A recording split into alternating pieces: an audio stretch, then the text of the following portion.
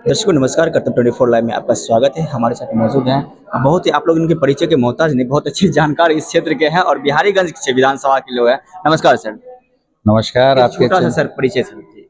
मेरा नाम आलोक कुमार है जी। और मैं बिहारीगंज के ही बभनगामा गांव से हूँ।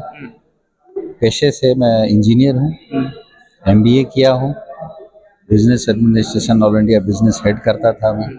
50,000 करोड़ की कंपनी के लिए जी। काम करता था।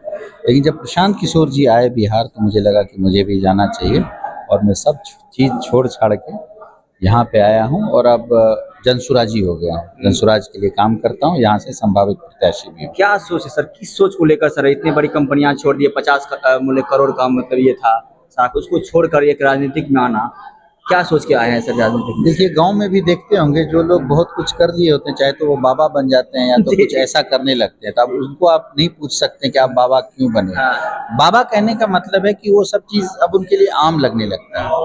15-20 साल मैंने भी नौकरी की और बॉम्बे में जाके छोटा मोटा उद्योग भी किया। उसके बाद मेरी धर्मपत्नी भी इंजीनियर है, तो मैंने एक दिन ऐसे ही बोला कि यार प्रशांत किशोर जी हमारे लिए इतना सब कुछ होते हुए भी वो छोड़ के आए, तो मैं भी सोचता हूँ कि मैं भी बिहारीगंज के लिए कुछ कर सकूँ तो ये अच्छा रहेगा। तो मेरी धर्मपत्नी ने सबसे पहले यही कहा कि ये बहुत ही अच्छा है, आप जाइए, हम यहाँ पे आपके बच्चों और घर का ख्याल रखेंगे, आप चले जाइए और देखिए। आज के दिन में अगर इस प्रकार की धर्मपत्नी मिले तो बहुत बड़ी बात है। जी नहीं, सर। एक्चुअली उन्होंने कहा वो खुद भी इंजीनियर हैं और कॉर्पोरेट लॉ भी कर रही हैं, तो मुझे ये शक्ति वहीं से मिली, प्रेरणा प्रशांत किशोर जी से मिला। बिल्कुल सर, बिहारीगंज विधानसभा में सर ऐसा क्या दिख रहा है कि जिसे आपके सरकार आने के बाद या आपकी सत्ता में आने के बाद आप उनके ऊपर काम करेंगे सर? देखिए जो पहली चीज़ है वो मैं बिहार का मैं बात नहीं कर रहा हूँ, प्रॉपर नहीं बिहारीगंज की बात करूंगा। जी। यहाँ अगर आप शाम को बाजार चले जाएं तो आपको ऐसे ऐसे बच्चे मिलेंगे, युवा मिलेंगे जिनके पास कोई काम नहीं है और भिन्न भिन्न तरह की चीज़ों में लिप्त है। मैं नाम नहीं लेना चाहता हूँ, ये उनके लिए भी ठीक नहीं है। सबसे पहला जो मैं करूँगा तुरंत जो करने वाला हूँ रोजगार। अब कहेंगे कि आप कैसे रोजगार करवा पाएंगे, तो मैं आपको बता दूं, मैं किसी पार्टी में रहूं ना रहूं, विधायक बनूं ना बनूं, मेरी इतनी हैसियत तो है कि 2-4 फैक्ट्री यहाँ पे लगवा सकता हूँ। आज तक के समय में मैं 1000 से भी ज़्यादा फैक्ट्री बनाने में मैंने कंधा लगाया। तो ऐसा अप्रोच भी है, लोगों से जान पहचान भी है, बिजनेसमैन के साथ उठना बैठना है। अभी 2 दिन के लिए मैं मुंबई भी होके आया था। तो इस तरह की व्यवस्था है। युवाओं को सबसे पहले जो है ना मेन स्ट्रीम में जोड़ूंगा और एक वो हो गया तो वो टर्निंग पॉइंट हो जाएगा। तो जब तक युवा आगे नहीं बढ़ेगा, युवा आगे आएंगे, युवा के लिए। और सब लोग बात करते हैं कि गरीबी गरीबी तो तब दूर होगी भैया जब आप काम करोगे। आप अगर इस भरोसे रहोगे कि मुझे 4 किलो अनाज मिल ही रहा है, 1100 रुपए पेंशन हो ही गया। रोकना चाहेंगे सर, आप कटाक्ष कर रहे हैं कि 4 किलो अनाज सर, 5 किलो अनाज देने का प्रावधान है लेकिन 4 किलो ही मिला। आप अरे सच्चाई भाई बता रहे हैं आप तो बता ही रहे हैं कि भ्रष्टाचार इस लेवल पे है जी, कि 5 तो कभी मिल ही नहीं सकता। आप बताइए नीतीश जी जो मतलब सबको याद हो गया कि 4 किलो ही मिल रहा है अनाज। तो आप बताइए कितना मिलता है, आप बताइए। बिल्कुल मिल रहा है सर, हम तो पूछ चुके हैं सबसे। कह रहा हूँ सर, आसपास के क्षेत्र में लगातार भ्रमण भी कर रहा हूँ, आपकी बिहारीगंज विधानसभा में खास करके मैं ज्यादा एक्टिव हूँ और लगातार मैं दिखाने का प्रयास कर रहा हूँ। जब एमओ साहब को कॉल करते हैं, शिकायत करते हैं कि सर आपके डीलर साहब 4 किलो ही अनाज देते हैं और सही अनाज नहीं देते हैं। उस पर कहता है कि आप लोग पैसा के लिए ये करते हैं, जब पत्रकार को आप सही ये नहीं दे रहे हैं, ठहरा रहे हैं कि आप पैसा के लिए ले रहे हैं, तो गलत बात है। आपके अधिकारी होंगे और आप इसमें संलिप्त हैं।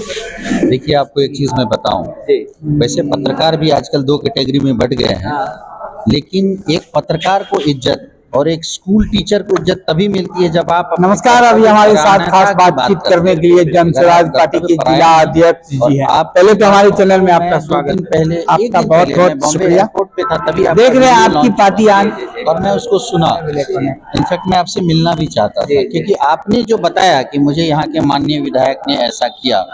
सबसे पहली बात तो ये है कि एक पत्रकार जो सच्चा पत्रकार है वो पारदर्शिता जिसको हम बोलते हैं वो उस पे काम करेगा वो। और आप बहुत आगे जाएंगे जब आप इस तरह की हरकत करेंगे। शॉर्ट टर्म गेन से कुछ नहीं होता। बहुत सारे पत्रकार ऐसे भी हैं जो शॉर्ट टर्म गेन में मतलब कि कोई 500 रुपये 1000 रुपये दे दिया उसके लिए न्यूज चला दिए। तो आप ऐसा मत कीजिए। और जहाँ तक पत्रकारिता की बात है, आपने बताया ऐसे, तो मैं आपको एक चीज़ बता दूं, यहाँ के जितने भी भ्रष्ट ऑफिसर हैं आपके माध्यम से मैं बताना चाहता हूँ, और माननीय जो हमारे यहाँ के विधायक जी हैं उनको भी बताना चाहता हूँ कि आप अपने दलाल को समेट लीजिए, उनको बोल दीजिए कि अब जनसुराज की सरकार बनने वाली, भैया आप धीरे धीरे समेट लो, नहीं तो जनसुराज की सरकार जैसे ही चुनाव के बाद बनी, इन सबको बोरिया बिस्तर लेके खदेड़ दिया जाएगा। अभी फिलहाल में ही मंगल पांडे को भगाया गया, आप देखे होंगे, वही हाल यहाँ होने वाला है। पब्लिक दौड़ा दौड़ा के सबको भगाएगी और तब इनका होश ठंडा हो जाएगा। इसमें सर हम कहना चाह रहे हैं, जैसे आप इस वीडियो मेरे मतलब वीडियो देखे आपकी, उसमें से पत्रकार हमारे तो मतलब हमारे ऊपर हमला किया गया, एक तरह से बातों से हो कहा जाए या फिर धक्का मुक्का किया गया हमारे साथ, वो मुझे अच्छा नहीं लगा। क्योंकि एक पत्रकार का ये होता है कि हम किसी भी पार्टी का हम लोग नहीं होते हैं, सबके पास पक्ष विपक्ष सबके पास हम लोग जाते हैं। हमारा क्या कसूर था? हमारा यही कसूर था कि हम लोग सच्चाई जानने का प्रयास किए थे। अगर आप 10 साल लगातार इस बिहारीगंज विधानसभा में रहे हैं, लगातार काम करने का किए हैं, हम आपसे तो यही नहीं करें कि आपकी पार्टी में जो आपके रैली में जो लोग आए हुए हैं वो खुद शिकायत कर रहे हैं कि बिना पैसा का कोई काम होता नहीं है। हम आपसे सवाल जानने का प्रयास किए थे, आपसे पूछने का प्रयास किए थे, लेकिन ये आप उसको बोले कि भगाओ इसको, क्योंकि मैं सच्चाई दिखाता हूँ इसलिए सर भगाओ। जिसको आप 1000-2000 रुपया देके मंगाते हैं उसको आप मंच पे बिठाइएगा। हम तो आपके मंच पे नहीं चढ़े थे, हम नीचे से दिखाने का काम किए थे। तो ये गलत है सर, किसी भी प्रति हम ये नहीं कर रहा हूं। ओपिनियन तो लेना ही चाहिए, और आप मैं सही कर रहा हूँ गलत ये मैं खुद नहीं बोल सकता हूँ। इसके लिए आप जैसे जो लोग हैं, जो समाज में इस तरह के लोग हैं जिनको इस चीज की समझ है, उनको पूछना चाहिए। आप उनसे, अगर मेरे बारे में आपने बताया अपना परिचय दे, परिचय तक ठीक है मैं दे दूंगा, लेकिन मैं कैसा हूँ ये मैं नहीं बता सकता। समाज के लोग कहेंगे, ये आपको जो हमारे समाज के लोग हैं जिनके साथ हम उठते बैठते हैं वो बताएंगे मैं कैसा हूँ।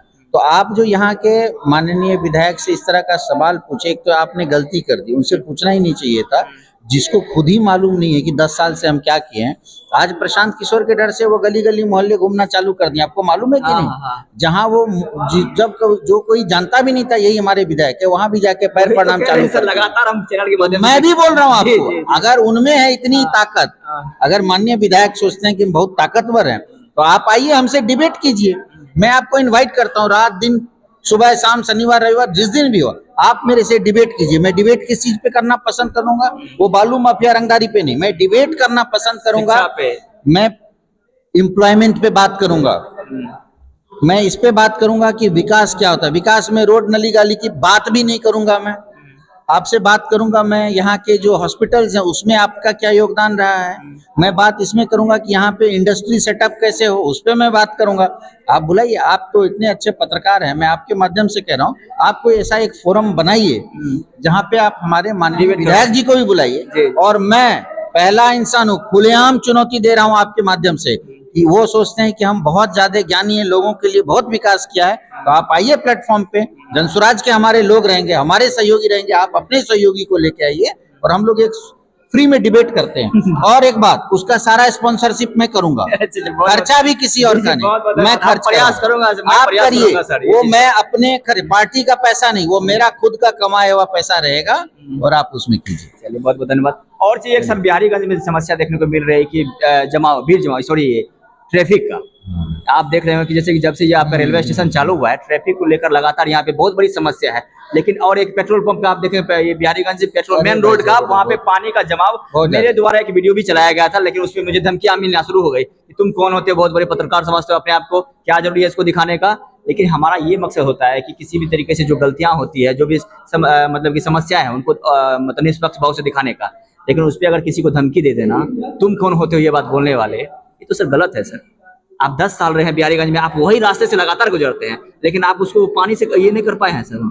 आपका ध्यान उस पे था ही नहीं, आपका ध्यान माल कमाने में था, तो आपको रोड कैसे दिखेगा? सही बात है। आप तो ऊपर ऊपर देख रहे, कहाँ पैसा उड़ रहा है रे, उठाओ रे, ब्लॉक में फिक्स कर देना है आपको, पुलिस स्टेशन में सब कुछ फिक्स कर देना है, आपको उगाही करना है, आप यही काम करें। आप एक विधायक हैं, आपको हर चीज समय आपको ये इंश्योर करना चाहिए कि यहाँ की जो पब्लिक है, जिन्होंने आपको वोट दे के जिलाया, एक बार नहीं दो बार जिताया है, खैर वो आखिरी बार ही होगा, लेकिन ये चीज गलत है।